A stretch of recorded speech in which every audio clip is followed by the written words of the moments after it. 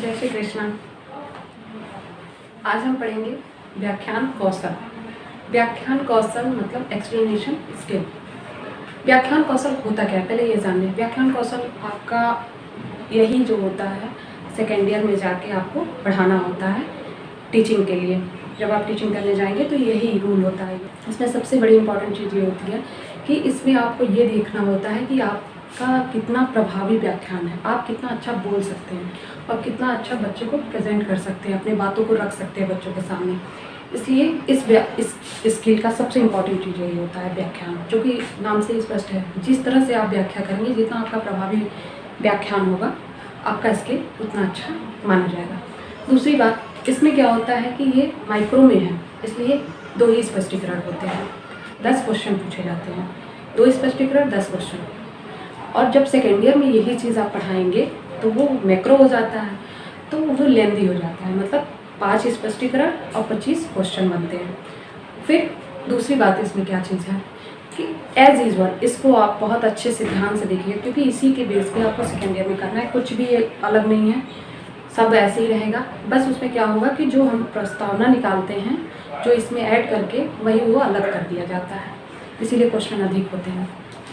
दूसरी बात, इसमें आपको बस इतना ध्यान देना है कि आप अपनी बातों को किस तरह से रखें, कितना प्रभावी ढंग से रखें। ये नहीं है कि सिर्फ आपको रटी रटाई चीज़ों को बस बोलते जाएं, वो करते रहें, नहीं। उसमें आप कुछ उदाहरण भी दे सकते हैं, बच्चों को इंटरटेन करने के लिए कुछ अलग से कुछ उदाहरण देते हुए, मतलब टॉपिक से लेते हुए कुछ आप उदाहरण दे सकते हैं। फिर दूसरा, आपको बस इसमें यह है कि टॉपिक ये नहीं है कि तीसरे क्वेश्चन में टॉपिक निकालना है। इससे क्या होगा कि पहले 3 क्वेश्चन करेंगे, तीसरे क्वेश्चन में मार्क कर देंगे, फिर स्पष्टीकरण देंगे, फिर स्पष्टीकरण में से 2 क्वेश्चन निकालेंगे और बच्चों से पूछेंगे। फिर हम टॉपिक पे आ जाएंगे, फिर हम 3 क्वेश्चन करेंगे, 2 क्वेश्चन ऐसा रहेगा जो हमारे टॉपिक से रिलेटेड होगा, फिर तीसरा क्वेश्चन फिर मान हो जाएंगे बच्चे, फिर एक्सप्लेनेशन देंगे, फिर 2 क्वेश्चन उसमें से पूछेंगे। ये हमारा कंप्लीट हो जाएगा। उसके बाद हम क्या करेंगे, समापन करेंगे। ये हमारा व्याख्यान कंप्लीट हो जाएगा। इस तरह से हम व्याख्यान पढ़ाते हैं। पहले हम बता देते हैं कि व्याख्यान जैसे कि पहले कैसे बनाया जाता है, जैसे हम बनाते आए हैं व्याख्यान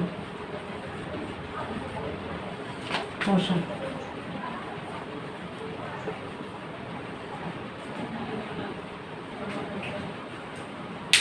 एक्सप्लेनेशन स्किल।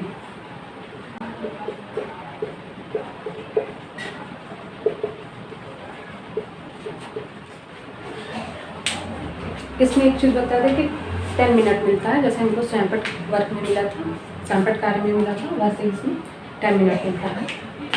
उसके बाद हम वैसे ब्रैकेट बना देंगे, जैसे कि हम लोग बनाते आए हैं बॉक्सेस। ऐसे हम बॉक्सेस बनाएंगे, वैसे लिख देंगे हम दिनांक,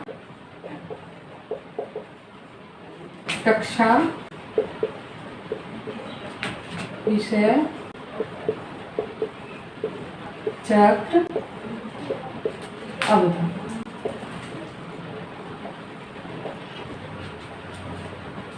आज मैं बता दूं कि आज हमारा टॉपिक क्या है, जनसंख्या वृद्धि। किस सब्जेक्ट से है, अर्थशास्त्र, इकोनॉमिक्स से, जनसंख्या वृद्धि, और 9th क्लास का है। तो दिनांक जो भी होगा, कक्षा 9th, विषय अर्थशास्त्र,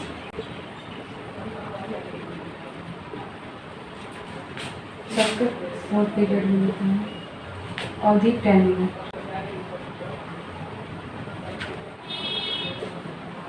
तो यहाँ पे प्रकरण डाल के छोड़ देंगे।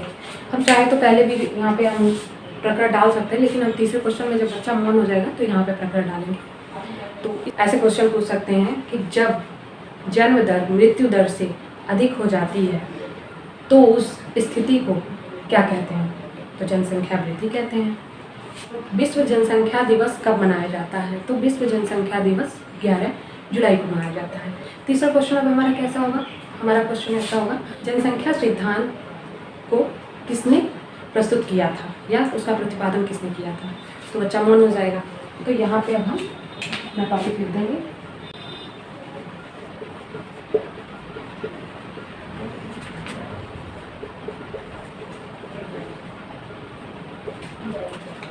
यहाँ पे लिखने के बाद अब हम आगे पढ़ाएंगे, अब इसको एक्सप्लेनेशन देंगे, स्पष्टीकरण देंगे। तो एक्सप्लेनेशन में क्या देंगे हम बताएंगे कि क्या होता है, कैसे मतलब ये प्रतिपादित किया गया, कौन किए। तो सबसे पहले हम बताएंगे कि इंग्लैंड के पादरी के पुत्र रॉबर्ट माल्थस स्वभाव से निराशावादी व्यक्ति थे। माल्थस ने ही सबसे पहले जनसंख्या सिद्धांत प्रस्तुत किया। उन्होंने क्या किया कि विभिन्न देशों में भ्रमण करके जनसंख्या संबंधी आंकड़े एकत्रित किए और अपने निष्कर्षों में 1803 ईस्वी में उन्होंने उसको प्रस्तुत किया। इन्होंने एक पुस्तक में लिखा इस निष्कर्षों को। उस पुस्तक का नाम है an essay on the principle of population नामक पुस्तक में इन्होंने प्रस्तुत किया। ये हमारा एक्सप्लेनेशन हो गया। अब इसी एक्सप्लेनेशन से 2 क्वेश्चन बनेगा। तो पहला क्वेश्चन हम कुछ भी पूछ सकते हैं कि रॉबर्ट माल्थस जो है किस प्रकार के स्वभाव के व्यक्ति थे, तो निराशावादी स्वभाव के व्यक्ति थे। हम पूछ सकते हैं कि अपने निष्कर्षों को किस पुस्तक में लिखा था, इन्होंने कौन से पुस्तक में नाम लिखा था, तो an essay on the principle of population नामक पुस्तक में, an essay on the principle of population नामक पुस्तक में इन्होंने अपने निष्कर्षों को प्रस्तुत किया। अब हम फिर टॉपिक पे आ जाएंगे। हमारा टॉपिक क्या है, जनसंख्या वृद्धि। जनसंख्या वृद्धि पे फिर हम आएंगे। फिर यहाँ पे हम क्या करेंगे, जनसंख्या वृद्धि जैसे इससे मिलता जुलता क्वेश्चन 3 पूछेंगे, तीसरे में फिर मौन करेंगे, फिर एक्सप्लेनेशन देंगे। तो पहला क्या हो जाएगा क्वेश्चन, पहला क्वेश्चन हम ऐसे पूछ सकते हैं कि भारत में सबसे बड़ी समस्या क्या है, अशिक्षा। फिर भारत में जनसंख्या के कारण कौन कौन सी समस्या उत्पन्न होती है, बेरोजगारी, गरीबी, अशिक्षा, भूखमरी आदि। उसके बाद तीसरा क्वेश्चन पूछेंगे कि जनसंख्या वृद्धि का मुख्य कारण क्या है। तो जनसंख्या वृद्धि का मुख्य कारण, बच्चा मौन हो जाएगा तो फिर हम एक्सप्लेनेशन देंगे कि जनसंख्या वृद्धि का मुख्य कारण लोगों में जागरूकता की कमी व अशिक्षा है। जनसंख्या वृद्धि के स्थान पर चीन का पहला तथा जनसंख्या वृद्धि के स्थान पर भारत का दूसरा स्थान है। इस समस्या को दूर करने के लिए या इस समस्या का सामना करने के लिए हमें सबसे पहले लोगों को जागरूक करना होगा और शिक्षित करना पड़ेगा, तभी इस समस्या को हम नियंत्रित कर सकेंगे। ये हमारा एक्सप्लेनेशन हो गया। फिर हम 2 क्वेश्चन पूछ सकते हैं, इजी क्वेश्चन ले लेते हैं। तो 2 क्वेश्चन में इजी क्वेश्चन एक हो जाएगा हमारा कि जनसंख्या वृद्धि के स्थान पर चीन का कौन सा स्थान है, तो पहला स्थान है। जनसंख्या वृद्धि के स्थान पर भारत का कौन सा स्थान है, तो दूसरा स्थान है। फिर हमारा यहाँ पे टॉपिक खत्म होता है, हमारा व्याख्यान कौशल खत्म होता है। अब हम समापन करेंगे। समापन में क्या होता है कि इसका निष्कर्ष बताया जाता है, इसका पूरे चैप्टर का निचोड़ बताया जाता है।